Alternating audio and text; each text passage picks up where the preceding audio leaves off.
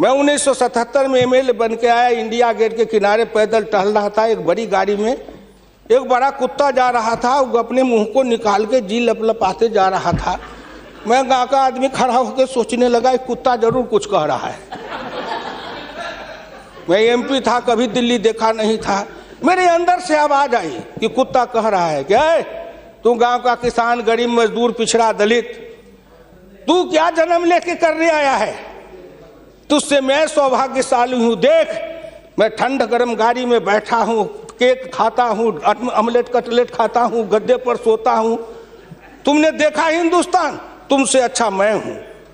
उस दिन मुझे लगा कि इस हिंदुस्तान के बड़े लोगों के कुत्ते भी मुझसे अच्छी जिंदगी जी के रहे हैं, और मुझे उस जिंदगी से भी बदतर जिंदगी जिलाने वाले कोई नहीं है, आप हैं।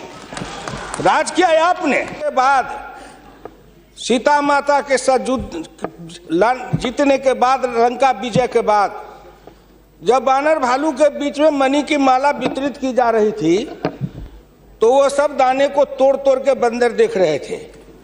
सब हंस पड़े बड़े लोग कि आखिर बंदर बंदर तो है, ये माले क्यों तोड़ रहा है? पूछा कि तुम इस दाने को क्यों तोड़ रहे हो? तो कहा, मैं इस हर दाने में सीताराम की मूर्ति देखना चाहता हूं, और जिस दाने में सीताराम की मूर्ति नहीं हो मेरे लिए निरर्थक है। तो मैं तो बजट के हर पन्ना को पढ़ता हूं तो देखता हूं इसमें किसान कहाँ है, इसमें मजदूर कहाँ है, इसमें गांव कहाँ है, इसमें हमारे गाय भैंस के चारा दाना का कुछ है कि नहीं है। अब तो बड़ी बड़ी बात करते हो, आगे दिन पीछे गए, गुरु से किया न है तब पछतावा होत क्या, चिड़िया चुग गई खेत। प्रधानमंत्री का 15 आना, योजना आयोग के मंत्री का है 7.5 आना। जिस योजना आयोग को यह भी नहीं पता 15 आना सही कि 7.5 आना सही, प्रधानमंत्री सही कि योजना मंत्री सही, उसी योजना आयोग को सर पर ढोते रहो। जो दर्शन करना चाहिए तो दर्पण माजत रहिए, दर्पण में लगा काई तो दरस कहां से पाई। क्या बात करते हैं साहब। मैं आंदोलन किया, जेल में गया, जेल में सर आया। आज भी पूर्वा हवा चलती है तो आपके पुलिस की लाठी से जो हड्डी में चोट है वो कहीं ना कहीं दर्द करने लगता है।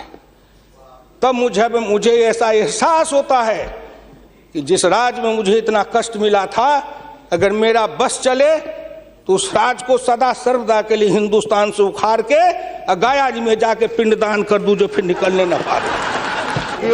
दिल्ली में फुटपाथ पर सोते हैं, पेड़ के नीचे सोते हैं, पेड़ के नीचे जन्मते हैं, बलते हैं, बढ़ते हैं, पेड़ के नीचे शादी करते हैं, हनीमून बनाते हैं, वहीं फिर बच्चा पैदा करते हैं, फिर पेड़ के नीचे ही अपना परिवार बसाते हैं। हमारे बच्चे को लाया, हाथ में रिक्शा थमाया, ठेला थमाया, फुटपाथ पर काम करवाया, गरीबी से मजदूर किया, कुत्ते के जैसे जिंदगी जीने के हमको मजबूर कर दिया।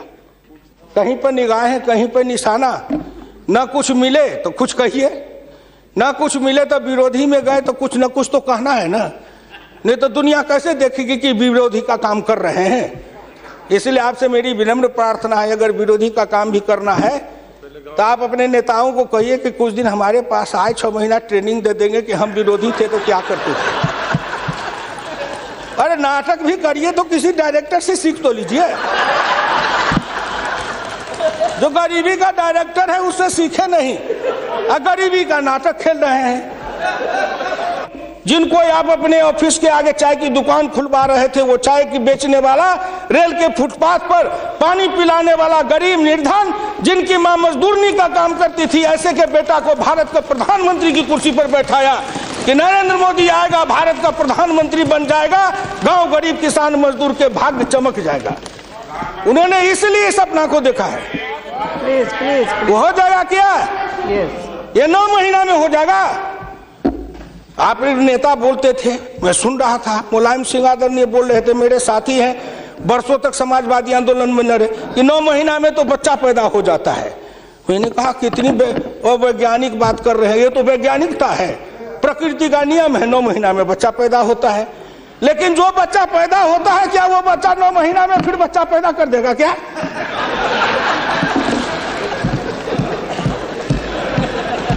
कितनी आप वैज्ञानिक बात बोल रहे हो। इस सरकार का 9 महीना हुआ, 10 महीना हुआ, सरकार पैदा हुई, अब क्या सोचते हो? आप क्या सोचते हो?